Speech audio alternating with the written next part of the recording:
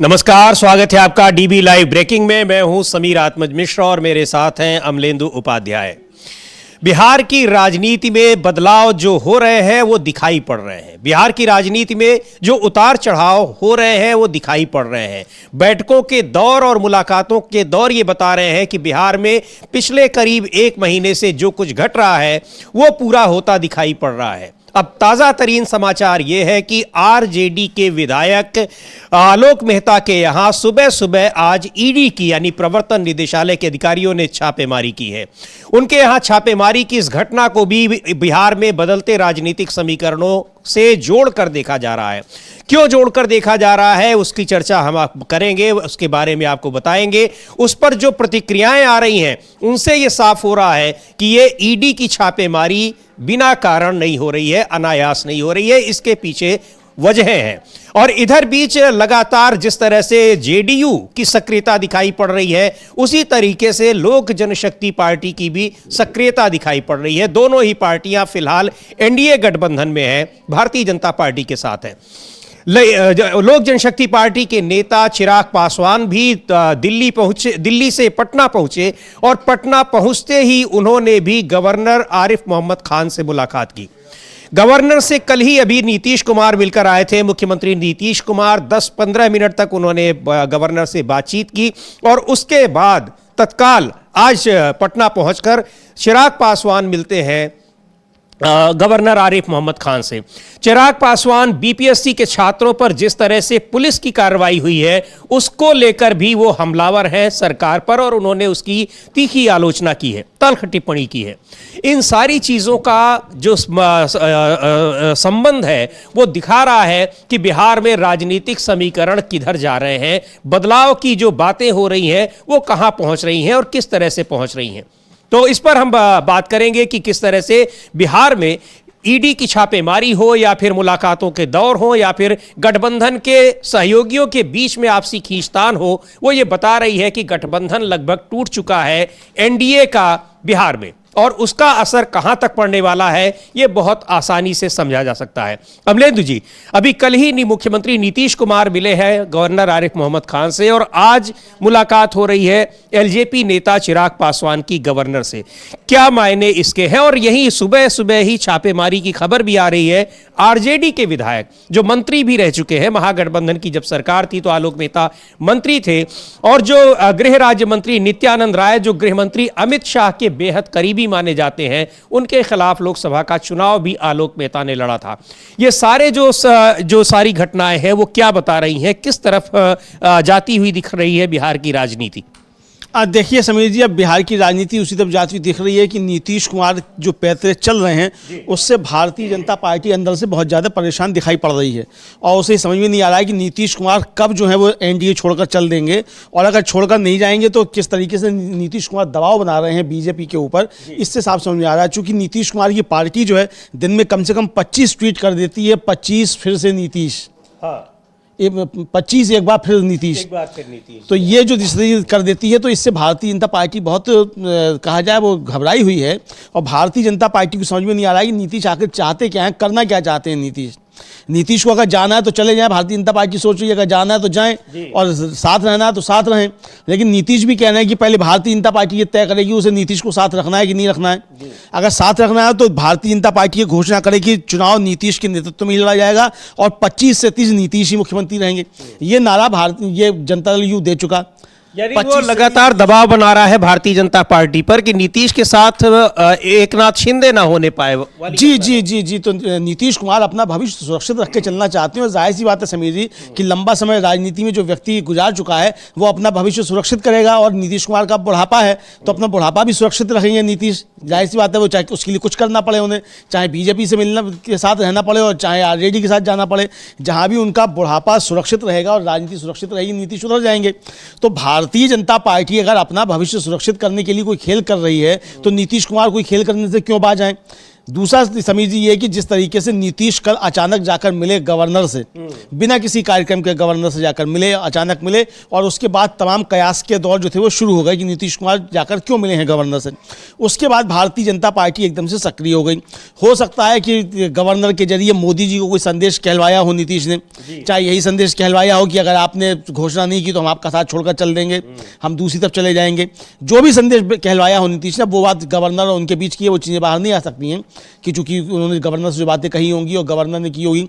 चूंकि आपको याद होगा कि जब इन्होंने इंडिया गठबंधन से पलटी मारी थी तो ये गवर्नर से मिलने गए थे उस समय भी इसी तरीके से अचानक, और फिर उसके बाद में जब पलटी मारने के बाद इनके फिर लालू प्रसाद यादव का बयान आया था कि हमको मालूम था कि ये पलटी मार रहे हैं, चूंकि ये जिस दिन गवर्नर से मिलने गए थे गवर्नर ने इनकी मोदी जी से बात कराई थी। ये कहना था लालू प्रसाद यादव का। तो अब तो गवर्नर से इनकी 10 दिन में 3 मुलाकात हो चुकी हैं, और कल भी अचानक पहुंचे, और गवर्नर की लालू प्रसाद यादव से ये मुलाकात हो चुकी है। तो यानी नीतीश कुमार जो खेल कर रहे हैं उसमें गवर्नर के जरिए भी कोई संदेश पहुंचा रहे हैं। और अब लोक जनशक्ति पार्टी के नेता चिराग पासवान की भी मुलाकात हो चुकी है, और लेकिन इन मुलाकातों के बीच में अब ईडी की भी एंट्री हो चुकी है। हालांकि ईडी की एंट्री पिछले कुछ समय पहले भी हुई थी, लेकिन अब ये जो ताजा तरीन ईडी की एंट्री दिखाई पड़ रही है आलोक मेहता के यहाँ छापेमारी, अब इसको भी ये इन घटनाओं से ही जोड़कर देखा जा रहा है। हाँ बिल्कुल, इससे जोड़कर देखा भी जाना चाहिए समीर जी, क्योंकि अचानक ईडी की एंट्री जो है वो ऐसे ही नहीं हो गई है कि आलोक मेहता के यहाँ ये एंट्री हो जाए। यानी ये संदेश हम नीतीश को देने की कोशिश की है भारतीय जनता पार्टी ने सॉरी माफ कीजिए, कि अगर आप ज़्यादा गवर्नर से मिलेंगे मिलाएंगे और लालू जी के ज़्यादा दरवाजे आप देखेंगे जो खुले हुए हैं आपके लिए, तो हम ईडी आपके यहाँ भी भेज सकते हैं। क्योंकि इससे पहले नीतीश कुमार की जो खास अफसर है संजीव हंस, उनके यहाँ ईडी की छापेमारी हो चुकी है, उनकी कुछ संपत्तियां भी ईडी अटैच कर चुकी है। तो ये संदेश जो था वो दिया गया था उस समय नीतीश कुमार को कि आप इधर उधर मत होइए ज़्यादा। अब फिर ये संदेश जो नीतीश कुमार को दिया गया है कि आप अगर ज़्यादा गड़बड़ करेंगे तो फिर हम ईडी का इस्तेमाल आपके खिलाफ फिर करेंगे। लेकिन नीतीश कुमार भी दृढ़ हैं, अपने पे डटे हुए हैं कि हमको जो करना है वो हम करेंगे। इसलिए अगर आप घोषित नहीं करेंगे कि ये अगला मतलब मुख्यमंत्री का चेहरा नीतीश कुमार ही होंगे, 25 से 30 नीतीश कुमार ही मुख्यमंत्री होंगे, तो नीतीश कुमार कुछ भी खेल कर सकते हैं। यह भारतीय जनता पार्टी को समझ में आ रहा है। तो चिराग पासवान को गवर्नर के पास बीजेपी ने इसलिए भेजा है, जो चर्चाएं हैं वो ये है कि चिराग पासवान गवर्नर से जाकर मिलें और ये था लें कि नीतीश कुमार करने क्या आए थे। जाहिर सी बात है कि मफलर तो छोड़ने गए नहीं थे, मफलर तो वो लेकर ही लौट आए थे। तो वो मफलर जो छोड़ा नहीं इस बार उन्होंने गवर्नर के पास, तो आखिर करके क्या गए हैं नीतीश कुमार, ये चिराग पासवान को मालूम करने भेजा गया। जी बिल्कुल, ये चिराग पासवान को मालूम करने के लिए भेजा गया है। लेकिन जिस तरह से चिराग पासवान की भी नजदीकियां आरजेडी से भी बढ़ती दिखाई पड़ रही हैं, और नीतीश कुमार के साथ भी उनकी जो दूरियां थी वो कम होती दिखाई पड़ रही हैं, तो उन परिस्थितियों में भी चिराग पासवान का गवर्नर से मिलना मायने रखता है। हालांकि यह भी कहा जा सकता है, जैसा अमलेंदु जी कह रहे हैं, कि भारतीय जनता पार्टी ने ही उनको भेजा हो गवर्नर से मुलाकात के लिए।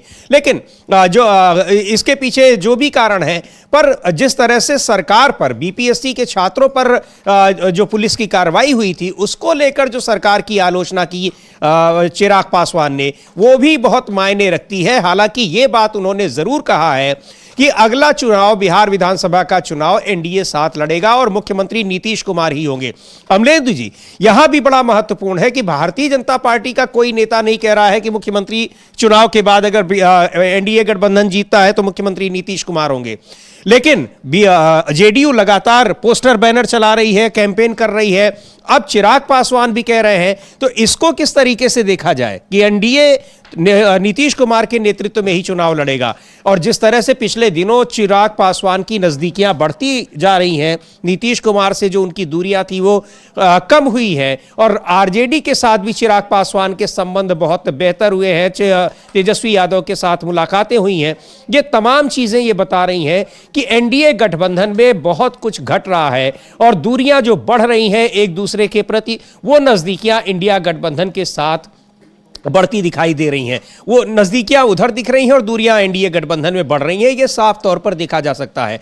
लेकिन जेडीयू ने जिस तरह से छापेमारी को, आलोक मेहता के घर पर हुई छापेमारी को लेकर बयान दिया है जेडीयू के प्रवक्ता नीरज कुमार ने, वो सुना जाना चाहिए। उसमें बहुत बड़ा संदेश छिपा हुआ है।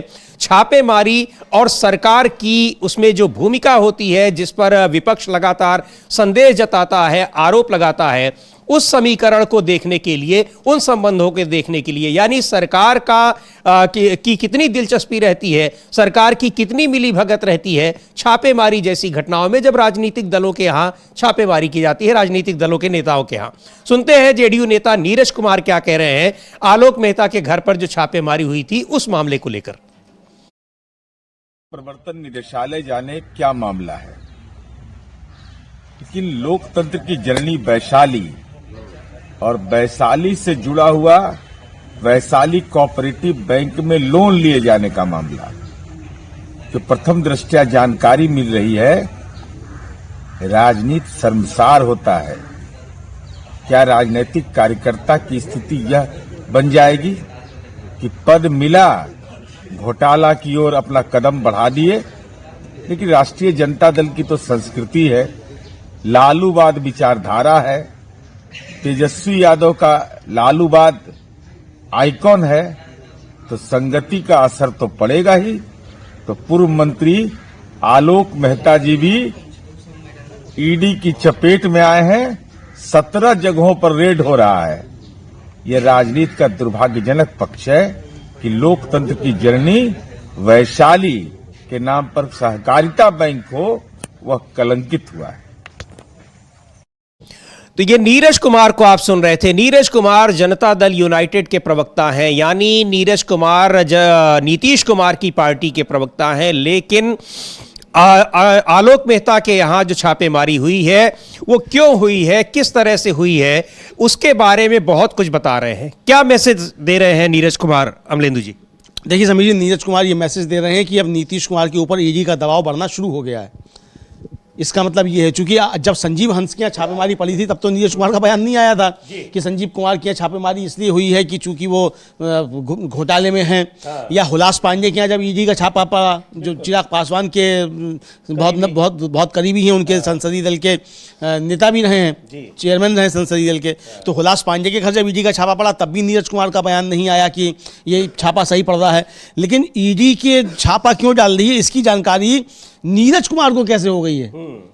जो ईडी का वक्तव्य आना चाहिए था वो नीरज कुमार वक्तव्य क्यों दे रहे हैं? तो ये इसका मतलब समीर जी सीधा सीधा ये है कि इस छापे के जरिए नीतीश कुमार को संदेश पहुंचाने की कोशिश की गई है कि भाई हम ये भी कर सकते हैं, तो आप जो है समझदारी से काम कीजिए और इसको आप ठीक ठीक कीजिए, ज़्यादा इधर उधर दाएं बाएं मत कीजिए। और नीरज कुमार ये भी बताना चाह रहे हैं कि इस छापेमारी के पीछे जो कुछ भी मकसद है, वो भी जो संदेश दिया जा रहा है वो हम तक भी पहुंच रहा है। हाँ नहीं, वो एक तरीके से साफ कह रहे हैं कि जब वो बता रहे हैं कि आखिर ये क्यों हो रहा है छापेमारी और आरजेडी लोग उसमें क्यों आ रहे हैं, इस तरीके से वो बता रहे हैं, तो वो साफ साफ संकेत दे रहे हैं कि छापेमारी जो हो रही है वो नीतीश कुमार को ही संदेश देने के लिए हो रही है और चिराग पासवान को भी संदेश देने के लिए हो रही है। क्योंकि बीच में खबरें ये भी आई थी कि चिराग पासवान और नीतीश कुमार मिल गए हैं और ये मिलकर कोई खेल करना चाहते हैं केंद्र में, तो ये संदेश देने की कोशिश की जा रही है। जी बिल्कुल, यानी छापेमारी उन जगहों पर हो रही है जो भारतीय जनता पार्टी से दूरियां दिखाने की कोशिश कर रहे हैं। पहले नीतीश कुमार के करीबी अधिकारी के यहाँ छापेमारी हुई है, उसके बाद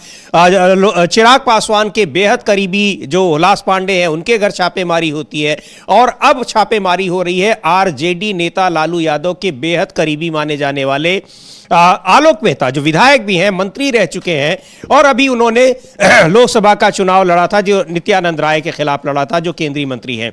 तो ये सारे समीकरण ये बता रहे हैं कि सरकार कहती है कि जांच एजेंसियां स्वतंत्र हैं, लेकिन विपक्षी दल आरोप लगाता है कि जांच एजेंसियों की कार्रवाई तभी होती है जब सरकार चाहती है, सरकार के इशारे पर वो काम करती हैं। तो वो सारे समीकरण ये दिखा रहे हैं, और नीरज कुमार जिस तरह से बता रहे हैं उससे भी ये लग रहा है कि इन छापेमारियों के पीछे मकसद क्या है और क्या संदेश देने की कोशिश की जा रही है। बहरहाल राज्यपाल से मुलाकात की आज चिराग पासवान ने, उसके बाद उन्होंने क्या कहा है सुनते हैं। लेकिन चिराग पासवान की गवर्नर आरिफ मोहम्मद खान से ये मुलाकात तब, जबकि एक दिन पहले मुख्यमंत्री नीतीश कुमार मिलकर आए हैं, बहुत मायने रखती है। सुनते हैं क्या कहा उन्होंने, उसके बाद आगे इस चर्चा को जारी रखते हैं। को लेकर तेजस्वी यादव ने स्पष्ट कर दिया कि बस लोकसभा चुनाव तक ही इंडिया अलायंस में, इंडिया अलायंस तथाकथित इंडिया अलायंस आज स्वतः इन्हीं के घटक दलों ने इंडिया अलायंस को स्वाहा कर दिया। जो विपक्षी दलों का गठबंधन, जिसका महिमा मंडल ये लोग करते नहीं थकते थे, और उसको एनडीए के सामने विपक्षी एकता का चेहरा बनाने का ये लोग काम करते थे इंडिया अलायंस को, आज उन्हीं के कई घटक दलों ने उसकी समाप्ति की घोषणा कर दी। ऐसे में एक बात तो तय हो गई है कि विपक्ष पूरी तरीके से बढ़ चुका है, और इस बात को मैंने कई बार बोला है कि जब महत्वाकांक्षी दलों का गठबंधन होता है तो वो कभी एक साथ नहीं रह सकता। ऐसे भानुमति के कुनबे को कई बार बनते और बिगड़ते हम लोग देख चुके हैं। 2014 से देश में प्रधानमंत्री नरेंद्र मोदी जी को हराने की सोच के साथ कई बार ऐसे महत्वाकांक्षी दलों का गठबंधन बना, और परिणाम क्या हुआ कि ये लोग एक दूसरे की काट ही करने के लिए लग जाते। दिल्ली में अभी चुनाव है, इनके घटक दल आधे आम आदमी पार्टी को सपोर्ट कर रहे हैं। कांग्रेस का नेतृत्व, देश की जनता तो नकार ही चुकी है, कांग्रेस का नेतृत्व इनके घटक दल तक स्वीकार करने को तैयार नहीं है।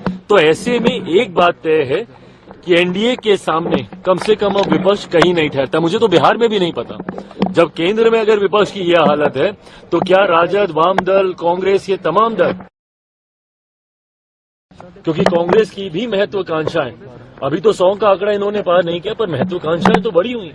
चुनाव आते आते तक बिहार में भी ये एनडीए अलायंस है, महागठबंधन है, यूपी है, मुझे नहीं पता कि क्या है, पर मुझे नहीं लगता कि चुनाव आते आते तक बिहार में भी विपक्षी दल एक साथ रह पाएंगे। 2025 का मान रहे हैं कि विपक्ष का सुनवा जो है बिखर जाएगा। ये सोच एक सत्ताधारी, एक राज्य की सत्ताधारी तो इंडिया गठबंधन को लेकर बयान दे रहे हैं, लेकिन महत्वपूर्ण बात यह भी कह रहे हैं कि कांग्रेस की भी महत्वाकांक्षा है, यानी इंडिया गठबंधन की भी महत्वाकांक्षा है कि वो केंद्र में सरकार बनाए। लगातार जो बातें हो रही हैं कि बिहार की सरकार का जाने का मतलब, या फिर सरकार में जो कुछ भी घटित हो रहा है उसका सीधा मतलब है केंद्र सरकार का अस्थिर होना, केंद्र सरकार के लिए खतरा पैदा होना। वही संदेश चिराग पासवान की इन बातों में छिपा हुआ है कि कांग्रेस पार्टी की भी महत्वाकांक्षा है, यानी केंद्र सरकार के पास एक विकल्प रखा हुआ है, और विकल्प किसके पास है केंद्र सरकार को बदलने का? वो इन्हीं क्षेत्रीय पार्टियों के पास, जिसके एक सदस्य चिराग पासवान भी हैं। बिल्कुल समीर जी, ये अब साफ समझ में आने लगा है कि चल क्या रहा है। चिराग पासवान इंडिया गठबंधन की बता रहे हैं कि वहाँ एकजुट नहीं है, कुछ ने अरविंद केजरीवाल को समर्थन दिया है, बिहार में भी रहेगा कि एकजुट नहीं रहेगा, लेकिन चिराग पासवान ये बिल्कुल नहीं बता रहे हैं कि चुनाव जो है वो नीतीश कुमार के नेतृत्व में ही लड़ा जाएगा और नीतीश कुमार ही मुख्यमंत्री बनेंगे। ये कहते हुए चिराग पासवान नहीं सुने गए हैं। कल भी चिराग पासवान ने बातें की थी, कल भी ये कहा था कि एनडीए गठबंधन एकजुट है, 225 सीटें जीतेगा, लेकिन एक बार भी ये नहीं कहा कि चुनाव नीतीश कुमार के नेतृत्व में लड़ा जाएगा और चुनाव के बाद नीतीश कुमार ही मुख्यमंत्री होंगे, 25 से 30 नीतीश कुमार ही मुख्यमंत्री होंगे, ये चिराग पासवान नहीं कह रहे हैं। तो ये साफ तौर पर समझा सकता है कि अब चिराग पासवान के जरिए भी बीजेपी संदेश दिलवा रही है नीतीश कुमार को कि इधर उधर मत हो, क्योंकि इंडिया गठबंधन जो है वो एकजुट नहीं है, तो इसलिए आप उधर जाके क्या करेंगे, ये संदेश पहुंचाने की कोशिश। यानी हर तरीके से भारतीय जनता पार्टी नीतीश के पैतरों से अब घबराई हुई लग रही है, और भारतीय जनता पार्टी को लग रहा है कि नीतीश कोई पैतरा ऐसा कर देंगे जिससे भारतीय जनता पार्टी का काम खराब हो जाएगा। तो अब ये तरीके भी अपनाए जा रहे हैं। तो चिराग पासवान का जो ये वक्तव्य है इंडिया गठबंधन को लेकर, ये हम लोगों ने सुनवाया पूरा। हम चाहेंगे हमारी टीम के पास अगर जो कल चिराग पासवान ने कहा था जिस तरीके से कि 225 सीटें एनडीए जीतेगा और मिलकर चुनाव लड़ेगा, लेकिन एक भी बार ये नहीं कहा कि नीतीश कुमार जो है 25 से 30 मुख्यमंत्री होंगे और नीतीश कुमार के नेतृत्व में ही चुनाव लड़ा जाएगा और नीतीश कुमार ही मुख्यमंत्री का चेहरा होंगे। एक बार भी उन्होंने ये बात नहीं कही। जी बिल्कुल, कल का जो बयान है चिराग पासवान का वो हम सुनाएंगे, लेकिन उससे पहले एक और घटक दल बिहार में जो उपेंद्र कुशवाहा हैं, वो भी बहुत बड़ा संदेश दे रहे हैं। हालांकि ये सारे नेता, यहां तक कि नीतीश कुमार भी बार बार यही कह रहे हैं कि हम कहीं नहीं जाएंगे। उनसे जब पूछा जा रहा है, लेकिन उस तरीके से जब आए थे एनडीए गठबंधन में तब तो लगातार बिना पूछे ही कहते थे कि हम कहीं नहीं जाएंगे। अब उनसे जब पूछा जाता है तब वो कह देते हैं कि कहीं नहीं जाना है। लेकिन उपेंद्र कुशवाहा जो संदेश देने की कोशिश कर रहे हैं उसमें भी भारतीय जनता पार्टी के लिए बहुत कुछ छिपा हुआ है, बिल्कुल उसी तरह जैसे चिराग पासवान दे रहे हैं संदेश, या फिर नीतीश कुमार दे रहे हैं, जनता दल यूनाइटेड के नेता दे रहे हैं। नीरज कुमार का भी हमने बयान सुना, सुन लेते हैं क्या कह रहे हैं उपेंद्र कुशवाहा। वो भी इस समय एनडीए में है और एनडीए के एक प्रमुख घटक दल हैं उपेंद्र कुशवाहा, केंद्र में मंत्री भी रहे हैं। आम आदमी पार्टी के समर्थन में खुलते मैदान में आ गई है और कांग्रेस पार्टी इन सब के बीच अलग थलग पड़ गई है। इंडिया ब्लॉक में डिवीजन साफ साफ दिख रहा है। देखिए, हम तो बार बार कहते रहे पहले भी कि इंडिया ब्लॉक में जो भी पार्टी है सब स्वार्थ के आधार पे दोस्ती एक दूसरे से करते हैं। स्वार्थ के आधार पे जहां दोस्ती होगी, जहां कोई पब्लिक का इंटरेस्ट नहीं, नेशन का इंटरेस्ट नहीं, वहां तो इस तरह की स्थिति हमेशा रहेगी। और इसलिए ऐसी स्थिति है। अलग अलग नेता अलग अलग पार्टी के अलग अलग बयान देते हैं, तो स्वाभाविक रूप से सिर्फ फुटबॉल की स्थिति है और इंडिया ब्लॉक में यही स्थिति रहने वाली है। लेकिन तेजस्वी यादव तो कह रहे हैं कि इंडिया ब्लॉक का जो चुनाव के बाद उसका महत्व नहीं है, और दूसरी तरफ यह भी कह रहे हैं कि नीतीश कुमार से अब हम और जेडीयू से अब कोई समझौता नहीं करेंगे। देखिए, जहां तक जेडीयू का मामला है तो कहीं से कुछ मामला ही नहीं है। नीतीश जी ने एक बार नहीं अनेक बार कहा है कि अब हम एनडीए में हैं, एनडीए के साथ रहेंगे, तो उसमें कहीं कोई कंफ्यूजन एनडीए के अंदर में नहीं है। अब बाहर मीडिया के माध्यम से या फिर विपक्ष के लोग ही इस तरह की बात करते हैं, जिसके कारण ऐसी बात चर्चा में आती है। तो कोई मामला नहीं है इस तरह का। बाकी अब महागठबंधन का सवाल है, तो उसमें अब लालू जी का बयान आता है कि ममता बनर्जी को इंडिया गठबंधन का नेतृत्व देना चाहिए, और दूसरी ओर तेजस्वी यादव कहते हैं कि इंडिया गठबंधन है ही नहीं।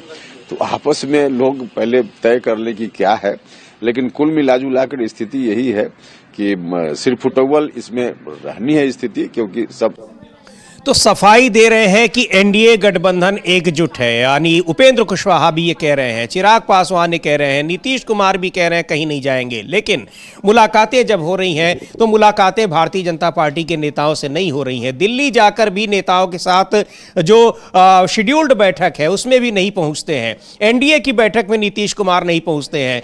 दिल्ली गृह मंत्री अमित शाह अपना पटना दौरा इसलिए कैंसिल कर देते हैं ताकि अगर नीतीश कुमार मिलने नहीं आएंगे तो उससे एक संदेश न जाए कि एनडीए के बीच में अलगाव हो चुका है, बिखराव हो चुका है। लेकिन बार बार ये सभी नेता ये संदेश देने की कोशिश कर रहे हैं, सफाई देने की कोशिश कर रहे हैं कि एनडीए एकजुट है। क्या समझा जाए अमलेंदु जी? हाँ बिल्कुल समझिए, इसका मतलब एनडीए एकजुट नहीं है, ये बात साफ है। वरना सबको सफाई देने की आवश्यकता क्यों पड़ रही है कि एनडीए एकजुट है। ललन सिंह भी कह रहे हैं एनडीए एकजुट है, उपेंद्र कुशवाहा भी कह रहे हैं एनडीए एकजुट है, और चिराग पासवान भी कह रहे हैं एनडीए एकजुट है। मगर नीतीश कुमार 25 से 30 मुख्यमंत्री होंगे, ये बात सिर्फ जेडीयू कह रही है। और बीजेपी के नेताओं का इधर बीच कोई बयान नहीं आ रहा है कि एनडीए एकजुट है, नीतीश कुमार के ही नेतृत्व में चुनाव लड़ा जाना है। कोई बयान नहीं आ रहा, बल्कि अमित शाह का तो आ चुका है कि उनकी पार्टी का संसदीय दल जो है वो तय करेगा कि कौन बनेगा मुख्यमंत्री। विजय सिन्हा भी अपनी इच्छा, जो डिप्टी चीफ मिनिस्टर है, इच्छा जाहिर कर चुके हैं कि बिहार में भारतीय जनता पार्टी की सरकार बनाना हमारा सपना है। हाँ बिल्कुल, वो तो एकदम साफ कह चुके हैं कि वो उनका सपना है, और अटल जी को श्रद्धांजलि यही होगी कि भारतीय जनता पार्टी की अपनी वहाँ सरकार बने, यहाँ तक कह चुके हैं। तो भारतीय जनता पार्टी की अपनी सरकार तभी बनेगी जब नीतीश कुमार मुख्यमंत्री नहीं रहेंगे, वरना नीतीश कुमार मुख्यमंत्री हो सरकार बीजेपी की बन जाए, ऐसा कौन सा गणित है? ये तो है नहीं इस तरीके का। तो यानी नीतीश कुमार के लिए साफ संदेश बीजेपी दे रही है कि आपको अब हम मुख्यमंत्री नहीं बनाएंगे, सरकार अगर बनती है तो। नीतीश कुमार भी कह रहे हैं कि अगर आप हमें मुख्यमंत्री नहीं बनाएंगे तो हम भी आपकी सरकार नहीं बनने देंगे, हम भी अपना रास्ता देखेंगे। तो अगर नीतीश कुमार इंडिया गठबंधन में नहीं भी जाते हैं, अलग ही होकर चुनाव लड़ते हैं, तो भी भारतीय जनता पार्टी को नुकसान है, कुछ नहीं होगा भारतीय जनता पार्टी का। भारतीय जनता पार्टी की बिहार में जो भी स्थिति है वो नीतीश कुमार के कंधों पर ही चढ़कर है। और अगर नीतीश कुमार मिल जाते हैं आरजेडी के साथ तो फिर 2015 दोहरा दिया जाएगा बिहार में, ये भारतीय जनता पार्टी भी समझ रही है, नीतीश कुमार भी इस बात को अच्छा तरीके से समझ रहे हैं। तो जाहिर सी बात है कि अगर भारतीय जनता पार्टी अपने फायदे के लिए कोई गलत बैठा रही है तो नीतीश कुमार अपने फायदे के लिए कोई गलत क्यों नहीं बैठाएं? भाई नीतीश कुमार ये ऊपर से कसम खा के तो आए नहीं है, कोई ऊपर का कर्जा तो है नहीं भारतीय जनता पार्टी का कि वो कर्ज चुकाना है उनको पिछले जन्म का भारतीय जनता पार्टी का, ऐसा तो है नहीं कि पिछले जन्म के कर्ज चुकाने भारतीय जनता पार्टी के। तो भाई भारतीय जनता पार्टी अगर अपनी सरकार वहाँ बनाने के लिए प्रयासरत है कि वो उसका सरकार बन जाए, नीतीश कुमार मुख्यमंत्री ना बने, तो नीतीश कुमार मुख्यमंत्री बने रहें। तो इसके लिए नीतीश कुमार जो कुछ कर सकते हैं वो करेंगे और करना भी चाहिए। जी बिल्कुल, राजनीतिक पार्टी है और मुख्यमंत्री है, लगातार मुख्यमंत्री के पद पर बने हुए हैं, तो अपनी पार्टी को कमजोर होते नहीं देख पाएंगे। लेकिन ये सही बात है कि भारतीय जनता पार्टी से गठबंधन के बाद उनकी पार्टी लगातार कमजोर होती जा रही है। और अब जब उनको सीधे तौर पर यह लगने लगा कि भारतीय जनता पार्टी की मंशा यह है कि उनको किनारे कर वो अपनी सरकार बनाए, पूर्ण बहुमत की सरकार बनाए, और उसी की तरफ वो कोशिशें कर रही है। हाल ही में महाराष्ट्र में उदाहरण उनके सामने रहा किस तरह से एकनाथ शिंदे को साइडलाइन किया गया। उसके बाद से फिर नीतीश कुमार शतरंज का ये शहमात का खेल चलना उन्होंने शुरू किया, खेल खेलना शुरू किया। और जब नीतीश कुमार ने बाजियां चलनी शुरू की तो भारतीय जनता पार्टी उसके बाद से बैकफुट पर ही दिखाई पड़ रही है। कोशिश कर रही है कि एनडीए एकजुट बना रहे, नीतीश कुमार उसके साथ बने रहे, लेकिन लगता यही है कि नीतीश कुमार तय कर चुके हैं कि वो एनडीए का साथ छोड़ रहे हैं। ऑफर उनको मिल चुका है इंडिया गठबंधन की तरफ से, आरजेडी के प्रमुख लालू यादव की तरफ से, और बीजेपी जो है वो अपने एनडीए के दूसरे सहयोगियों के साथ ये संदेश देने की कोशिश कर रही है कि एनडीए एकजुट है बिहार में। सुनते हैं क्या कह रहे हैं एनडीए को लेकर चिराग पासवान। महत्वपूर्ण घटक है, लोकसभा में उनके 5 सदस्य हैं और काफी मायने रखती है एक एक सांसदों की संख्या जब अल्पमत में सरकार चल रही हो केंद्र में। लालू जी ने नीतीश जी को निमंत्रण दिया है इधर आने का।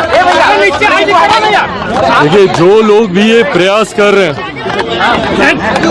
और जो लोग भी ये मुंगेरी लाल का सपना देख रहे हैं कि एनडीए में किसी प्रकार की टूट हो या किसी तरीके से एनडीए का कोई भी घटक दल टूटकर विपक्षी गठबंधन की तरफ जाए, ये नहीं होने वाला। एक बात तय है कि आगामी बिहार विधानसभा का चुनाव बिहार के 5 घटक दल एक साथ पूरी मजबूती से न सिर्फ हम लोग वो चुनाव लड़ेंगे, बल्कि एनडीए की एक मजबूत सरकार बिहार विधानसभा चुनाव के बाद बनने जा रही है। 225 से ज्यादा सीटें जीतकर हम लोग बिहार में सरकार बनाने जा रहे हैं।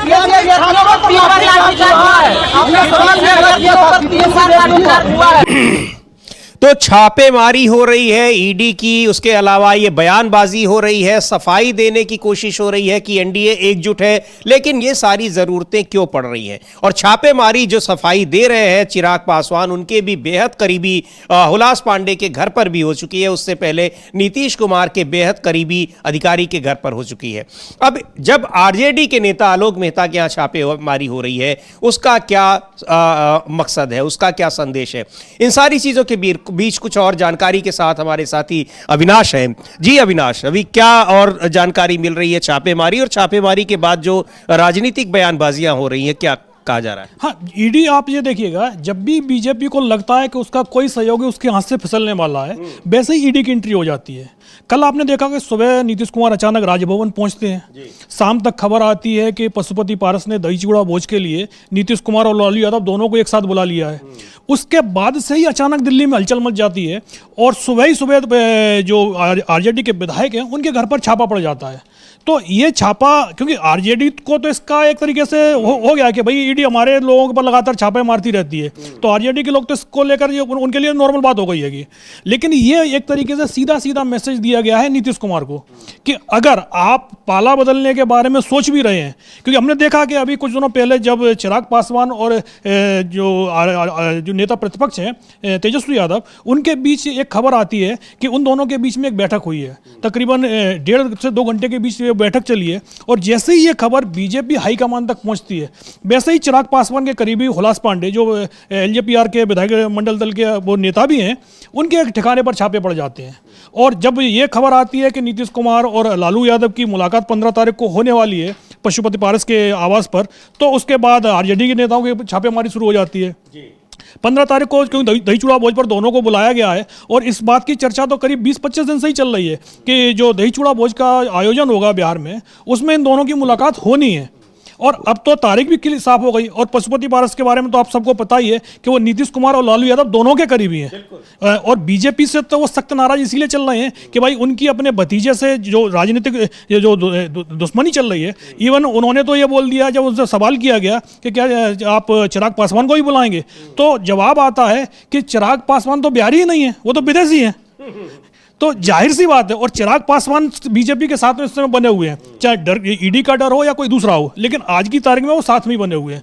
और जो दूसरी तरफ जो पशुपति पारस हैं, अब बीजेपी के लोग उनको बोलते तो वो एनडीए में है, लेकिन एनडीए किसी बैठक में उनको बुलाया नहीं जाता है, उनको बिल्कुल एक तरीके से अलग कर दिया गया है। अभी भी जो 15 तारीख को एनडीए की बैठक बुलाई गई है, उसमें जितने लोग को बुलाया गया है उसमें पशुपति पारस का नाम नहीं है। तो कहा जाता है कि उनका इस्तेमाल कर लिया, उसके बाद उनको फिर किनारे कर दिया। हाँ बिल्कुल, जब जरूरत थी तब तक आपने उनका इस्तेमाल किया, और जैसे ही आपको लगा कि नहीं भाई चिराग पासवान से हमें ज्यादा वोट मिल सकता है, पशुपति पारस उतना वोट नहीं दिलवा पाएंगे, तो आपने पशुपति पारस को किनारे कर दिया। एक तरह से बीजेपी ने यह तो बता दिया है कि जब तक हमें आपकी जरूरत है तभी तक हम आपके साथ हैं, आपकी जरूरत पूरी खत्म हुई वैसे ही हम आपको किनारे कर देंगे। तो भाई पशुपति पारस भी इस चीज को समझ गए हैं और वो खुद को मजबूत करने की कोशिश कर रहे हैं। इसीलिए उनके यहाँ जो आयोजन हो रहा है, क्योंकि ये भी कहा जा रहा है कि ये सारा का सारा जो आयोजन इसके पीछे जो है वो आरजेडी का हाथ बताया जा रहा है।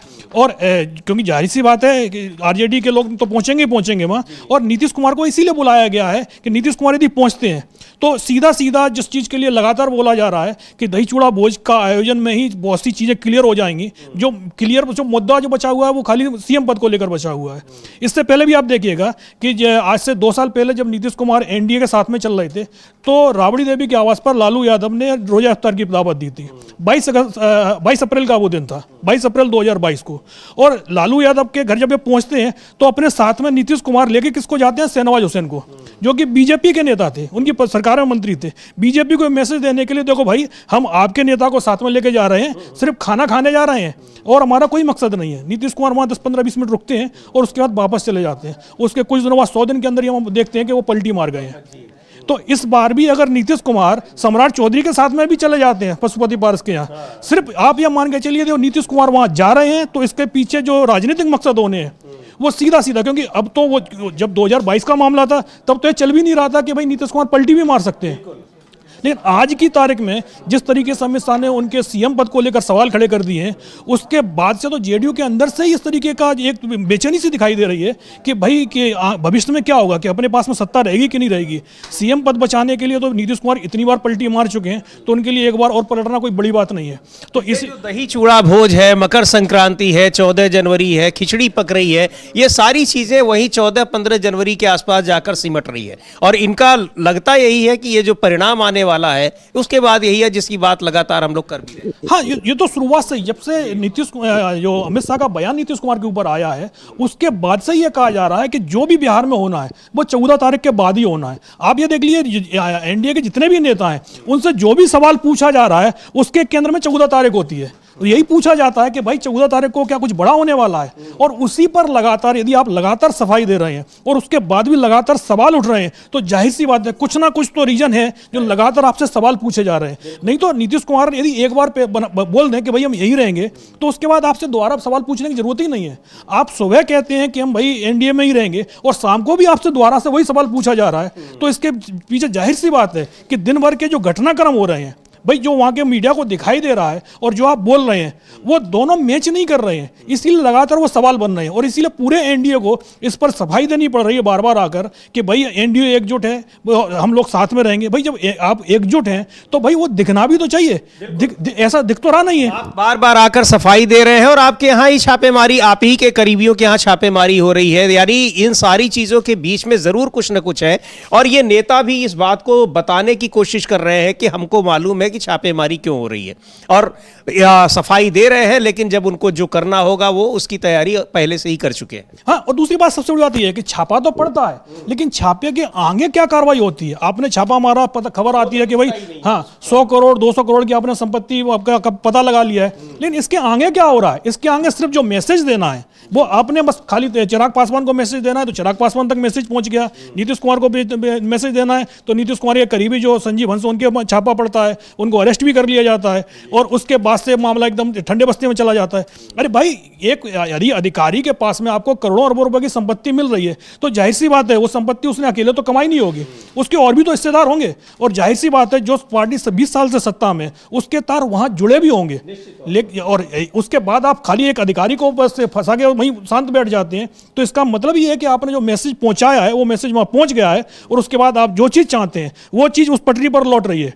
तो इसीलिए लगातार जो ईडी की एंट्री होती है, उल्लास पांडे के यहाँ छापा पड़ा है, अब उसके बाद आप देखिएगा 3 हफ्ते का समय हो गया है, उसके बाद आगे कोई कार्रवाई हुई है भाई? हाँ ना, ये पता चल रहा है कि उसके बाद यही कार्रवाई हुई है कि चिराग पासवान कह रहे हैं कि एनडीए एकजुट है। हाँ बिल्कुल, हाँ, जो चिराग पासवान महागठबंधन की तरफ जाते हुए दिखाई दे रहे थे, अब वो मीडिया के सामने लगातार बयान दे रहे हैं कि भाई एनडीए एकजुट है। भाई इससे पहले तो इस तरीके के आपके बयान नहीं आ रहे थे, क्योंकि भाई आपके करीबी के छापा पड़ा है, तो जाहिर सी बात है मैसेज ये है कि अगला नंबर यदि आप दाएं बाएं होते हैं तो अगला नंबर आपका ही आने वाला है। तो इसीलिए खुद को बचाना है, क्योंकि भाई आपकी पार्टी एक बार टूट चुकी है, और पार्टी कैसे टूटी थी सबको पता है, पार्टी दोबारा भी टूट सकती है। क्योंकि एक चिराग पासवान को हटा दिया जाए तो बाकी के जो लोग हैं, कुछ तो ऐसे हैं जो बीजेपी के कहने पर वहां टिकट दिए गए हैं, कुछ को आपने जेडीयू कहने पर टिकट दे दिया है। तो जाहिर सी बात है जो आपके कार्यकर्ता ही नहीं, आपने अपने कार्यकर्ताओं को तो टिकट दिया ही नहीं है। तो ये तो आरोप तो ये भी लगते हैं कि पैसे लेके टिकट दे दिए गए हैं।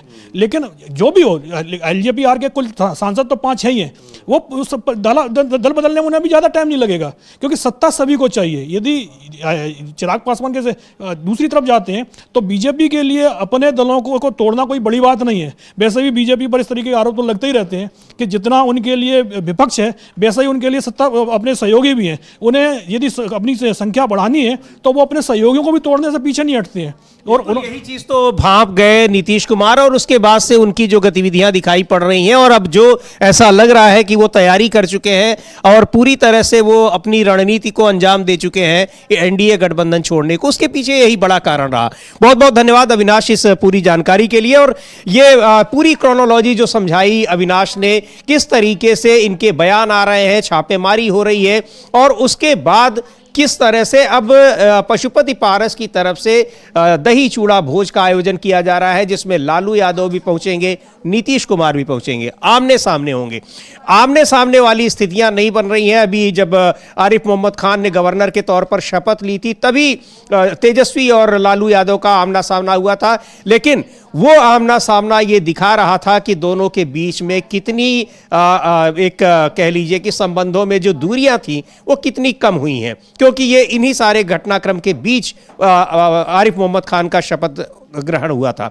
और अब ये जो पशुपति पारस के यहाँ भोज हो रहा है उसको भी एक महत्वपूर्ण घटना के तौर पर, राजनीतिक इवेंट के तौर पर देखा जा रहा है, जहां लालू यादव भी मौजूद होंगे और नीतीश कुमार भी मौजूद होंगे। बिल्कुल समीर जी, और यहीं से कुछ जो चर्चाएं चल रही हैं कि पूर्व भूमिका जो है ये तैयार हो रही है नीतीश कुमार के पलटने की, या भारतीय जनता पार्टी में दबाव और मजबूत करने की ये भूमिका तैयार हो रही है। जब दही चूड़ा की पार्टी पर दोनों मिलेंगे, उससे पहले अविनाश जी ने बताया भी किस तरीके से पहले भी जब मिले थे दही चूड़ा की पार्टी पर, उसके बाद ही खेल हो गया था। तो अभी फिर दही चूड़ा की पार्टी पर खेल होगा, उसके बाद नीतीश कुमार प्रगति यात्रा पर निकलेंगे। हालांकि अभी जो है तेजस्वी यादव की तरफ से लगातार हमले किए जा रहे हैं जनता दल यू पर, नीतीश कुमार पर, और बताया जा रहा है कि किस तरीके से सरकार जो है फेल हो गई है।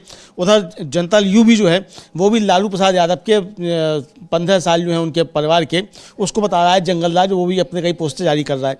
लेकिन महत्वपूर्ण बात यह है कि जो जनता दल यू नारा दे रहा है 25 एक बार फिर से नीतीश, इस नारे का समर्थन करता हुआ एनडीए का कोई भी दल नजर नहीं आ रहा है। हमने चिराग पासवान को सुनवाया, 2 बार सुनवाया, उन्होंने एक बार नहीं कहा कि नीतीश कुमार के नेतृत्व में सरकार बनेगी, उनके नेतृत्व में चुनाव लाया जाएगा।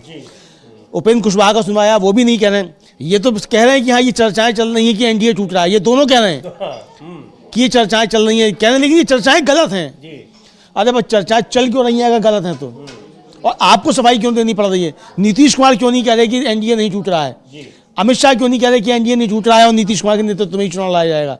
अमित शाह कहें पटना में जाकर कहें कि अमित शाह के नीतीश कुमार के नेतृत्व में ही चुनाव लाया जाएगा और नीतीश कुमार ही मुख्यमंत्री बनेंगे अगर सरकार बनती है, ये बात अमित शाह जाकर या प्रधानमंत्री नरेंद्र मोदी जाकर कहें तब माना जाएगा, और नीतीश कुमार भी तभी मानेंगे। तो नीतीश कुमार भी भारतीय जनता पार्टी की इन बातों को नहीं मान रहे हैं, और ये साफ तौर पर समझा जा रहा है कि नीतीश कुमार का दबाव भारतीय जनता पार्टी पर काम करता हुआ दिखाई दे रहा है। और अब जो है डैमेज कंट्रोल के लिए भारतीय जनता पार्टी ने उपेंद्र कुशवाहा और चिराग पासवान को मैदान में उतारा है। समीर जी बिल्कुल, उपेंद्र कुशवाहा और चिराग पासवान को मैदान में उतारा है, लेकिन उपेंद्र कुशवाहा और चिराग पासवान कितने बीजेपी के करीब हैं ये भी समझ में आ रहा है। चिराग पासवान के करीबी के यहाँ भी छापेमारी हो चुकी है, और छापेमारी ये तब हुई थी जब उनकी मुलाकात तेजस्वी यादव से हुई थी। ये भी लगने लगा था कि चिराग पासवान और नीतीश कुमार के बीच जो दूरियां थी पिछले विधानसभा चुनाव के दौरान, उसके बाद वो दूरियां भी अब कम हो गई हैं। अगर इन घटक दलों के बीच की दूरियां कम हो रही हैं तो निश्चित तौर पर यह बीजेपी के लिए खतरनाक है, बीजेपी के लिए खतरे की घंटी है। उसको भांपते हुए अब बीजेपी इन दोनों पार्टियों का, इनके नेताओं का इस्तेमाल कर रही है नीतीश कुमार के खिलाफ। लेकिन नीतीश कुमार भी लगातार वो अपना शहमात का खेल जारी रखे हुए हैं, और भारतीय जनता पार्टी उन्हीं के जाल में एक तरह से फंसती नजर आ रही है। नीतीश कुमार ने अपनी सारी तैयारी कर रखी है और केवल 14 जनवरी का वो इंतजार कर रहे हैं, मकर संक्रांति के बाद का। उसके बाद वो बड़ा फैसला लेने की तैयारी कर रहे हैं। कितने भी बयान आते रहे, चाहे ये बार बार सफाई दी जा रही है, उसके पीछे निश्चित तौर पर यह बताने की कोशिश हो रही है कि इसका मतलब कहीं ना कहीं बिखराव की स्थिति बनी हुई है, और उससे भली भांति परिचित है भारतीय जनता पार्टी भी और गठबंधन के जो दूसरे घटक दल भी हैं। भारतीय जनता पार्टी की परेशानी के कई और भी कारण हैं। दिल्ली में विधानसभा चुनाव हो रहा है, वहां वो कोशिश में है कि इस बार कम से कम वो चुनाव जीत ले, लेकिन उसके आसार दिखाई नहीं पड़ रहे हैं। उधर जिस तरह से किसानों का आंदोलन चल रहा है और पंजाब हरियाणा की सीमा पर बैठे हुए किसान नेता डल्लेवाल की हालत लगातार खराब होती जा रही है, लेकिन उनसे मिलने का सरकार के किसी भी मंत्री के पास समय नहीं है, किसी भी प्रतिनिधि के पास समय नहीं है। उसको लेकर सुप्रीम कोर्ट तक नाराजगी जता चुका है। किसान आना चाह रहे हैं, वो नहीं आ पा रहे हैं। इन सारे मुद्दों पर भारतीय जनता पार्टी घिरी हुई है। लेकिन दिल्ली में चुनाव को देखते हुए कृषि मंत्री शिवराज सिंह चौहान मुलाकात करते हैं दिल्ली के किसानों से।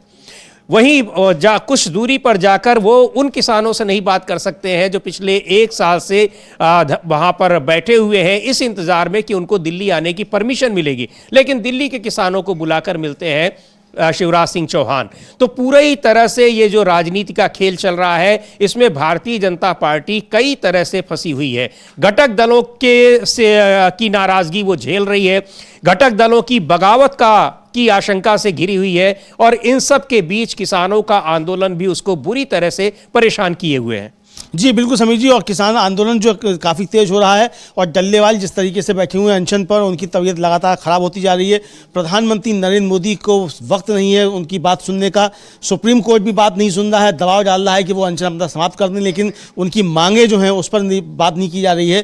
प्रधानमंत्री नरेंद्र मोदी ने जो खुद वायदा किया था उसको वायदे को पूरा नहीं कर रहे हैं, इस पर भी सुप्रीम कोर्ट एकदम बिल्कुल खामोश है। समीर जी, तो ये समझ में आ रहा है कि किस तरीके से ये चीज़ें चल रही हैं। डॉक्टर संदीप पांडे हैं, मैग्सेसे पुरस्कार विजेता हैं। डॉक्टर संदीप पांडे ने एक लेख लिखकर कहा है कि ये नरेंद्र मोदी जो है, भारतीय जनता पार्टी डल्लेवाल को स्वामी निगमानंद बनाना चाहती है और स्वामी सानंद बनाना चाहती है। यानी इन दोनों जो जिनके नाम उन्होंने लिए हैं, ये दोनों की जो थी मृत्यु हुई गंगा के सफाई के उसको लेकर आमरण अनशन करते हुए।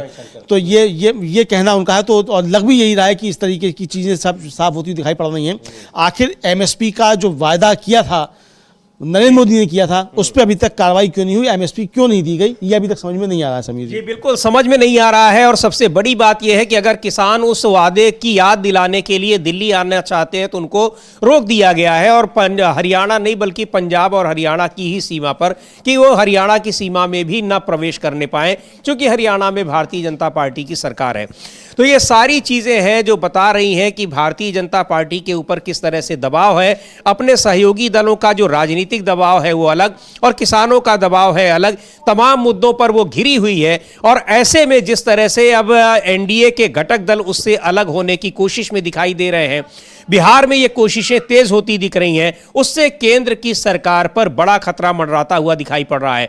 इन खतरों के बीच में जिस तरह से गृह मंत्री अमित शाह के उस बयान की बार बार चर्चा हो रही है, जिस बयान में जो राज्यसभा में उन्होंने दिया था बाबा साहब डॉक्टर भीमराव अंबेडकर के खिलाफ, उससे भी वो लगातार घिरी हुई है। और अमलेंदु जी पटना में भी जब बैठक में जा रहे थे तो नीतीश कुमार मुलाकात नहीं करेंगे, ये भी बात है, लेकिन उनको इस बात का भी डर है कि अब वो जहां भी जाएंगे तो उनसे ये सवाल जरूर पूछा जाएगा जो बाबा साहब डॉक्टर भीमराव अंबेडकर को लेकर उन्होंने राज्यसभा में कहा था। हाँ बिल्कुल, जो कहा था, और नीतीश कुमार उस पर सवाल करेंगे, और इसीलिए अमित शाह नीतीश कुमार के सामने पड़े नहीं, अपना कार्यक्रम स्थिर कर दिया, क्योंकि नीतीश कुमार के ऊपर दबाव है कि वो बाबा साहब डॉक्टर भीमराव अंबेडकर का जिस तरीके से अमित शाह ने अपमान किया उस पर उनसे सवाल जवाब मांगे और उनका इस्तीफा मांगे, इस तरीके का दबाव है।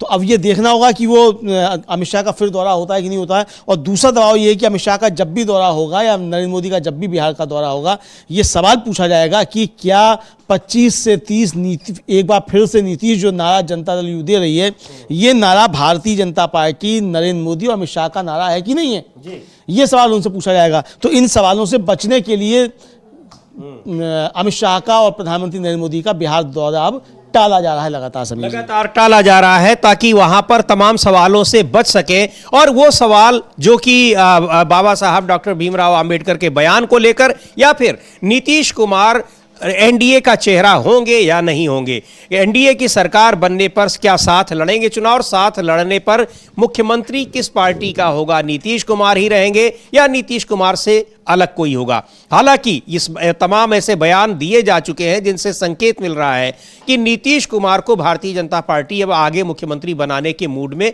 नहीं है, और नीतीश कुमार भी उस बात को भांप चुके हैं। इसीलिए वो अब एनडीए गठबंधन छोड़ने की तैयारी कर रहे हैं, और एनडीए के घटक दलों को यह सफाई देनी पड़ रही है कि एनडीए गठबंधन मजबूत है, ये सफाई बार बार देनी पड़ रही है, और गठबंधन के सभी घटक दलों को सफाई देनी पड़ रही है।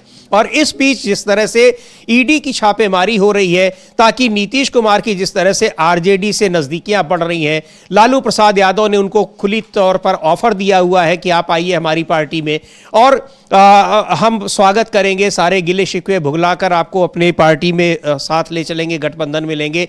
इन सारी चीजों के बाद अब आरजेडी के नेताओं के यहां भी छापेमारी हो रही है। आलोक मेहता जो आरजेडी के विधायक हैं, मंत्री रहे हैं, और उनके यहां आज सुबह से ही ईडी की छापेमारी हो रही है। जेडीयू के नेता नीरज कुमार इस छापेमारी को लेकर जो कह रहे हैं उसमें भी एक बड़ा संदेश छिपा हुआ है। सुनते हैं क्या कहा है जेडीयू के नेता नीरज कुमार ने आलोक मेहता के घर पर हुई छापेमारी को लेकर। प्रवर्तन निदेशालय जाने क्या मामला है, लेकिन लोकतंत्र की जननी वैशाली और वैशाली से जुड़ा हुआ वैशाली कोऑपरेटिव बैंक में लोन लिए जाने का मामला, जो प्रथम दृष्टया जानकारी मिल रही है, राजनीति शर्मसार होता है। क्या राजनीतिक कार्यकर्ता की स्थिति यह बन जाएगी कि पद मिला, घोटाला की ओर अपना कदम बढ़ा दिए? लेकिन राष्ट्रीय जनता दल की तो संस्कृति है, लालूवाद विचारधारा है, तेजस्वी यादव का लालूवाद आइकॉन है, तो संगति का असर तो पड़ेगा ही। तो पूर्व मंत्री आलोक मेहता जी भी ईडी की चपेट में आए हैं, 17 जगहों पर रेड हो रहा है। यह राजनीति का दुर्भाग्यजनक पक्ष है कि लोकतंत्र की जननी वैशाली के नाम पर सहकारिता बैंक हो, वह कलंकित हुआ है। तो छापेमारी हुई है इसलिए कि उन्होंने घोटाले किए हैं, यह कहना है नीरज कुमार का। लेकिन नीतीश कुमार के बेहद करीबी अधिकारी के यहाँ भी जब छापेमारी हुई, या फिर अभी कुछ दिन पहले जब चिराग पासवान के करीबी के यहाँ छापेमारी हुई, तो नीरज कुमार का तब बयान नहीं आया कि ये लोग भी घोटाले में शामिल थे। और अगर वो लोग घोटाले में शामिल थे तो जाहिर सी बात है कि उनके ऊपर जो बैठे हुए लोग हैं वो भी घोटाले में शामिल रहे होंगे। नीरज कुमार के इस बयान में भी मैसेज छिपा हुआ है अमलेंदु जी, जो वो केंद्र सरकार को, भारतीय जनता पार्टी को देना चाह रहे हैं। हाँ बिल्कुल, ये केंद्र सरकार को देना चाह रहे हैं, मतलब ये बताना चाह रहे हैं कि हम आपके साथ हैं, घबराइए मत, हम पलटी नहीं मार रहे हैं। लेकिन वो पलटी मारेंगे, वो नीतीश जब मारेंगे तो किसी को मालूम नहीं होगा कि कब पलटी मारी है। तो नीतीश कुमार ऐसे ही करते रहे। लेकिन जो घोटाले का सवाल है समीर जी, इधर दिल्ली में एक नया घोटाला सामने आ गया है, और आम आदमी पार्टी के सांसद संजय सिंह और जो विधायक सौरभ भारद्वाज हैं, मंत्री भी हैं, उन्होंने जो है वो एक प्रेस कॉन्फ्रेंस करके बड़ा गंभीर आरोप लगाया है। और उनका कहना यह है कि जो भारतीय जनता पार्टी के लोग 1,000 रुपया बांट कर वोट खरीद रहे हैं। असल में केंद्रीय नेतृत्व ने पर वोट के लिए 10,000 रुपया दिया था कि 10,000 रुपये में वोट खरीदो, और इन नेताओं ने 9,000 रुपया हजम कर लिया और जिनके वोट खरीदे जा रहे हैं उनको 1,000 रुपया ही पकड़ाया है। ये बड़ा गंभीर आरोप लगाया। तो भारतीय जनता पार्टी के अंदर भी इस तरह की चीज़ें क्या चल रही हैं, वहाँ भी लोग मतलब जो कहावत है ना कि चोर के घर चोरी, तो क्या वो होने लग गया कि भारतीय जनता पार्टी से लोग लेके आए कि आप वोट खरीदिए और उसमें बीच में जो वोट खरीदने वाले हैं वो बीच में घपला कर लें इस तरीके। अभी आया था जब साहब सिंह ये प्रवेश वर्मा के यहाँ कैश बांटे जा रहे थे, उसकी खबर दिखाई थी हमने और वो हमारे संवाददाता उस समय मौजूद थे। उन्होंने बताया था कि वहाँ पर किस तरह से नोट कैश बांटा जा रहा है, पैसे दिए जा रहे हैं ताकि उनको वोट दे। सुनते हैं क्या कहा है इस मामले में संजय सिंह ने।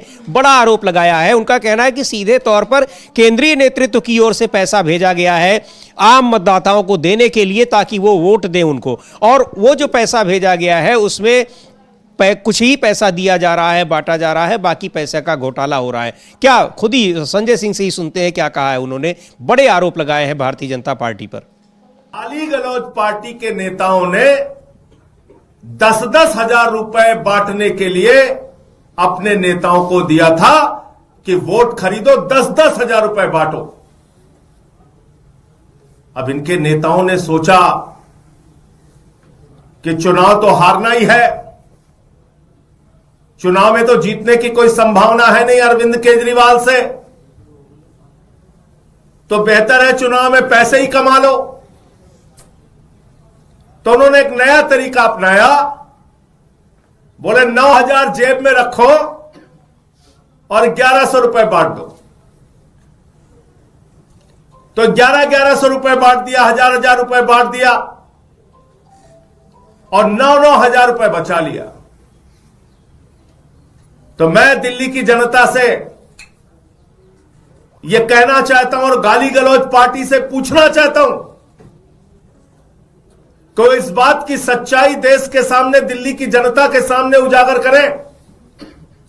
मैं इनके नेताओं से पूछना चाहता हूं कि इस बात की सच्चाई दिल्ली की और देश की जनता के सामने उजागर करें। 10-10 हजार रुपए वोटर्स के लिए आपको भेजा गया था और भेजा गया था। गाली गलौज पार्टी के नेताओं ने अगर 10-10 हजार रुपए दिया था तो आपने पूरे पैसे क्यों नहीं बांटे? 9-9 हजार रुपए मार क्यों लिए जनता के? ये तो उनके लिए आए थे, वोट खरीदने के लिए आए थे। तो मैं दिल्ली की जनता से कहना चाहता हूं, अगर ये आपके पास आए, वोट मांगने के लिए आए, तो इनसे कहना जो तुम्हारे नेताओं ने 10,000 रुपए भेजे थे उसका 9,000 कहां है? उसका बाकी का 9,000 क्यों मार लिया? वो पैसा कहां है? उसको दो हमें। ये काम दिल्ली के लोगों को अब करना है, इनके घोटाले को उजागर करना है, इनके भ्रष्टाचार को उजागर करना है। आज गाली गलौज पार्टी ने, तो ये तो गजब का अर्थशास्त्र बता रहे हैं अमलेंदु जी की भारतीय जनता पार्टी जिस अर्थशास्त्र पर चल रही है। हालांकि ये आरोप लगे थे महाराष्ट्र में भी कि बड़े पैमाने पर वहाँ पैसे बांटे गए, लेकिन वहाँ इस पर कोई चर्चा नहीं हुई चुनाव के बाद। चुनाव के पहले हो रही थी। संजय राउत लगातार बता रहे थे कि 50-50 करोड़ रुपए एक विधानसभा क्षेत्र पर खर्च किए जा रहे हैं कैश बांटने में। अब ये आरोप जो लगा रहे हैं संजय सिंह, बड़े गंभीर आरोप है, लेकिन ये पता भी लग रहा है कि इकोनॉमिक्स की कितनी समझ रखते हैं भारतीय जनता पार्टी के नेता और कार्यकर्ता। हाँ देखिए समीर जी, और बहुत अच्छे तरीके से समझते हैं। अब संजय सिंह जो आरोप लगाना, या तो भारतीय जनता पार्टी इसका आगे खंडन करे और कहे कि भाई 9,000 रुपये किसी ने नहीं मारे, 1,000 रुपये दिया गया था बांटने के लिए। तो भारतीय जनता पार्टी कैसे कहे आगे कि 1,000 रुपये ही दिया गया था बांटने के लिए, 10,000 नहीं दिए गए थे? तो ये तो भारतीय जनता पार्टी को ही बताना है कि संजय सिंह के आरोप सही हैं या गलत हैं। चूंकि ये तो देखिए समीर जी हम लोगों ने भी दिखाया था, जो हमारे संवाददाता थे इकरार वो समय मौजूद थे, वो दिखा रहे थे कि किस तरीके से महिलाएं निकल रही हैं उनके उसमें बात कर रही, खुद बता रही थी। तो अब लेकिन उस समय तक आचार संहिता लागू नहीं हुई थी और उस पर लिखा हुआ था कि सब किसी फाउंडेशन की तरफ से वो दिया जा रहा है। उसके बाद उनकी सफाई भी आई थी प्रवेश वर्मा की उस पर कि वो तो पहले से चलता रहा है, उनको फाउंडेशन है वो दे रहा है। तो यानी आरोप हैं और आरोपों की अपनी अपनी जो है वो स्थिति है। तो इस पर भारतीय जनता पार्टी को भी ये सफाई देनी है कि क्या ये जो संजय सिंह आरोप लगा रहे हैं कि भारतीय जनता पार्टी ने 10,000 रुपया प्रति वोट दिया था खरीदने के लिए, लेकिन जो उनके नेताओं ने जो सिर्फ 1,000 रुपया प्रति वोट दिया, 9,000 रुपये जो है वो उन्होंने अपने पास रख लिए। और ऐसे घपले समीर जी राजनीति में होते रहते हैं, क्योंकि सब जो राजनेता है वो भी जानता है कि पैसा जो आ रहा है पार्टी जो लेकर आ रही है वो मोदी जी ने म्यूनिसिपैलिटी का पानी पीकर चने चाप कर थोड़ी इकट्ठा किया है। तो जिस तरीके से इकट्ठा हुआ उसी तरीके से बचने के लिए आ रहा है, तो ठीक है जब बचने के लिए ही आ रहा है तो भाई खुद भी क्यों ना रखा जाए। तो बहुत कुछ तो होता है राजनीति में इस तरीके से, हम लोग नज़दीक से सब कुछ जानते हैं कि राजनीति में क्या क्या होती हैं चीज़ें। तो हो सकता है इस तरह की चीज़ें, अगर ऐसा नहीं है तो भारतीय जनता पार्टी को इस पर स्पष्टीकरण देना चाहिए। जेपी नड्डा को आकर प्रेस कॉन्फ्रेंस करनी चाहिए, बताना चाहिए कि भाई 10,000 रुपया नहीं दिया था वोट खरीदने के लिए, 1,000 रुपया ही दिया था। ये आकर जेपी नड्डा को स्पष्ट करना चाहिए। हाँ, लेकिन ये जिस तरह से आरोप प्रत्यारोप का चल रहा है और इधर भारतीय जनता पार्टी के कार्यकर्ता आम आदमी पार्टी के खिलाफ प्रदर्शन कर रहे हैं उनके बयान को लेकर, और आशीष महल और राजमहल का जो प्रकरण चल रहा है, ये सारी चीजें दिखा रही हैं कि दिल्ली विधानसभा चुनाव में जो जनता से जुड़े मुद्दे हैं, आम आदमी से जुड़े मुद्दे हैं, वो मुद्दे किस तरह से पृष्ठभूमि में चले गए हैं। इसको लेकर भी काफी चर्चा हो रही है और कोई भी पार्टी, चाहे आम आदमी पार्टी हो चाहे भारतीय जनता पार्टी हो, इन मुद्दों की बात नहीं कर रही है। चूंकि आम आदमी पार्टी और भारतीय जनता पार्टी ये दोनों सरकार में है, आम आदमी पार्टी दिल्ली में है और भारतीय जनता पार्टी केंद्र सरकार में, लेकिन कांग्रेस पार्टी लगातार आम आदमी से जुड़े मुद्दों को लेकर चल रही है। तो ये जो आरोप प्रत्यारोप का दौर है और जनता के मुद्दों से भागने का दौर है, ये दिल्ली विधानसभा चुनाव पर क्या असर डालता दिखाई पड़ रहा है? देखिए समीर जी, अब ये एक चीज़ तो स्पष्ट होती जा रही है कि दिल्ली विधानसभा चुनाव में भारतीय जनता पार्टी के पास चुनाव में जाने के लिए कोई मुद्दा नहीं है। अगर आपको जाना है चुनाव में और ऐसे मुद्दों को लेकर जाना है तो सीधी सीधी बात ये होनी चाहिए, भाई अरविंद केजरीवाल ने क्या वायदे किए थे, क्या पूरे नहीं किए, इस पर आप बात कीजिए। उनकी क्या कमियां रही, आप इस पर बात कीजिए। लेकिन आप इस पर बात ना करते, जनता के मुद्दों पर बात ना करके आप कल बता रहे हैं साहब शीश महल बनवा लिया। अरे भाई अरविंद केजरीवाल ने अगर मान लीजिए शीश महल बनवा भी लिया तो अरविंद केजरीवाल के नाम हो गया क्या वो शीश महल? पट्टा हो गया अरविंद केजरीवाल के नाम। कल को अगर आपका मुख्यमंत्री बन जाएगा तो उसमें रहने से मना कर देगा कि शीश महल में नहीं रहेंगे, केजरीवाल ने बनवाया था। तो ये मतलब इस तरीके की बातें लेकर आप जनता के बीच जाना, तो इसीलिए भारतीय जनता पार्टी को लेकर जनता के बीच में नाराजगी बढ़ती जा रही है कि भाई 25 साल से आपने दिल्ली के लिए काम नहीं किया, 25 साल से आप दिल्ली का विकास रोकने का काम करते रहे हैं। चाहे 15 साल शीला दीक्षित की सरकार रही हो, चाहे अब ये केजरीवाल की सरकार रही हो, लगातार आपने दिल्ली में काम रोकने के प्रयास किए। और दूसरी तरफ लोग ये भी कह रहे हैं कि दिल्ली में जो भी काम हुआ वो शीला दीक्षित के समय में हुआ। आम आदमी पार्टी और भारतीय जनता पार्टी आपस में लड़ते रहते हैं। तो यानी दिल्ली चुनाव जो है वो जिस तरफ बढ़ता हुआ दिखाई दे रहा है समीर जी। हालांकि अभी तक तमाम कैंडिडेट्स की घोषणा सब पार्टियों की नहीं हुई है, लेकिन जितनी भी हो गई है तो थोड़े समय में और हो जाएगी। उसके बाद फिर जब चुनाव खुलेगा तब मालूम पड़ेगा कि दिल्ली किस तरफ जा रही है, किस तरफ नहीं जा रही है। लेकिन ये बात अब समझ में आ रही है कि दिल्ली का चुनाव त्रिकोणीय होता जा रहा है। अब लड़ाई आमने सामने की कम से कम नजर नहीं आ रही है समीर जी। बिल्कुल आमने सामने की लड़ाई नजर नहीं आ रही है, त्रिकोणीय हो गया है। लेकिन ये जरूर है कि जो बड़ी पार्टियां हैं, यानी जो सत्तारूढ़ पार्टियां हैं, दिल्ली में सत्तारूढ़ पार्टी है आम आदमी पार्टी और केंद्र में भारतीय जनता पार्टी, वो दोनों ही पार्टियां मुद्दों से, आम आदमी से जुड़े मुद्दों की ओर नहीं जाना चाह रही हैं, भग रही हैं। चूंकि दोनों ही पार्टियों से सवाल पूछे जा रहे हैं कि आपने क्या किया है, आपने केंद्र में क्या किया और आपने दिल्ली में क्या किया। हालांकि दिल्ली में बहुत सारे दावे कर रहे हैं आम आदमी पार्टी के लोग, बहुत सारी योजनाओं की भी घोषणा की है, लेकिन जिस तरह से मुद्दों को भटकाने की कोशिश की जा रही है दोनों पार्टियों की तरफ से, उसको लेकर लगता है कि दिल्ली विधानसभा चुनाव से आम मुद्दे किस तरह से दूर होते जा रहे हैं। लेकिन इन सब के बीच में अब भारतीय जनता पार्टी एक नया मुद्दा लेकर आई है। पूर्वांचल सम्मान मार्च निकाला है, उसको प्रदर्शन कर रही है आम आदमी पार्टी के खिलाफ, और आम आदमी पार्टी के खिलाफ उसके प्रदर्शन को रोका गया है और पानी की बौछारें की गई हैं। गरमाने की कोशिश की जा रही है चुनावी मुद्दों को, लेकिन जो महत्वपूर्ण मुद्दे हैं, जरूरी मुद्दे हैं, उन तक कोई नहीं आ रहा है। ना भारतीय जनता पार्टी आ रही है, ना ही आम आदमी पार्टी। लेकिन कांग्रेस पार्टी ने अपनी जो गारंटी है, 5 गारंटी, उनकी शुरुआत कर दी है। 2 गारंटी की घोषणा हो चुकी है, बाकी गारंटी की घोषणा होने वाली है। इन सब के बीच बिहार की राजनीतिक परिस्थितियां जिस तरह से लगातार बनती बिगड़ती दिखाई दे रही हैं, उससे दिल्ली की सरकार भी हिली हुई दिख रही है, परेशान दिख रही है, क्योंकि बिहार में जो कुछ भी राजनीतिक फैसला होता है नीतीश कुमार का, उसका सीधा असर पड़ने वाला है केंद्र सरकार पर, यानी दिल्ली की सरकार पर, एनडीए की सरकार पर। बिल्कुल समीर जी, और एनडीए की सरकार पर इसका असर पड़ेगा और सरकार जा भी सकती है। इसीलिए तमाम डैमेज कंट्रोल करने की कोशिश की जा रही है। नीतीश कुमार को धमकाने, चमकाने, मनाने, सारे काम जो हैं वो सब किए जा रहे हैं। इसी तरीके से चिराग पासवान के लिए भी ये सब इस्तेमाल किया जा रहा है।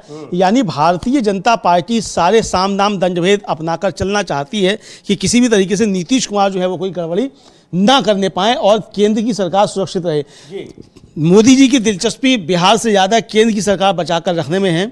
नीतीश कुमार को एक बार के लिए छोड़ा भी जा सकता है, लेकिन नीतीश कुमार ये वायदा करें कि वो उसके बाद भी जो है वो सरकार नहीं गिराएंगे केंद्र की, इसी शर्त पे। तो अब लग ये रहा है समीर जी कि नीतीश कुमार और मोदी जी के बीच में शायद कोई समझौता भी कराया जा सकता है और दोनों तरफ से आश्वासन दिया जा सकते हैं कि 25 से 30 फिर से नीतीश, जो नीतीश कह रहे हैं, ये भारतीय जनता पार्टी वायदा करे, नरेंद्र मोदी खुद उसकी घोषणा करें और नीतीश कुमार ये घोषणा करें कि वो मोदी जी की सरकार नहीं गिराएंगे। तभी दोनों के बीच कोई फैसला हो सकता है, वरना दोनों तरफ से शोयामात के खेल इसी तरीके से चलते रहेंगे। शहमात के खेल चलते रहेंगे। निश्चित तौर पर जो सबसे बड़ा खतरा भारतीय जनता पार्टी के सामने है वो बिहार को लेकर नहीं है, बल्कि बिहार की वजह से जो केंद्र सरकार पर खतरा बना हुआ है उसको लेकर है। क्योंकि नाराजगी एनडीए गठबंधन के घटक दलों की सतह पर आ गई है, चाहे वो उत्तर प्रदेश हो, चाहे वो बिहार हो, चाहे वो महाराष्ट्र हो, और भी जगहों से। तो ये इन साथ में जो तेलुगु देशम पार्टी महत्वपूर्ण पार्टी है आंध्र प्रदेश की, वो भी इसी इंतजार में है कि ये पार्टियां क्या कदम उठाती हैं।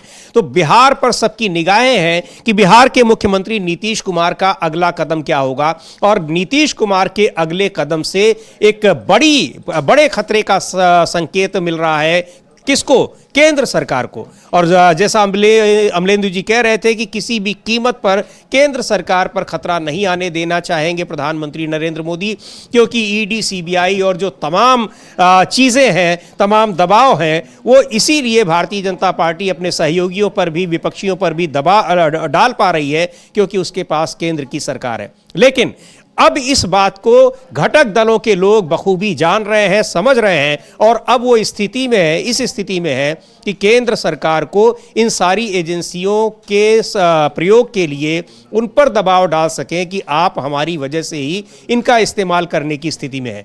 शहमात का खेल जारी है, किसकी जीत होती है, किसकी हार होती है। लेकिन बिहार के लगातार बदलते राजनीतिक समीकरण ये बता रहे हैं कि भारतीय जनता पार्टी और केंद्र सरकार किस तरह से हिली हुई है, परेशान नजर आ रही है। लगातार इन सारी राजनीतिक घटनाओं पर हमारी नजर रहेगी। लगातार आपको हम अपडेट पहुंचाते रहेंगे। आप तक बने रहिए डीबी लाइव के साथ। अब इस कार्यक्रम को यहीं समाप्त करने की इजाजत दीजिए मुझे और अमलेंदु उपाध्याय को। नमस्कार।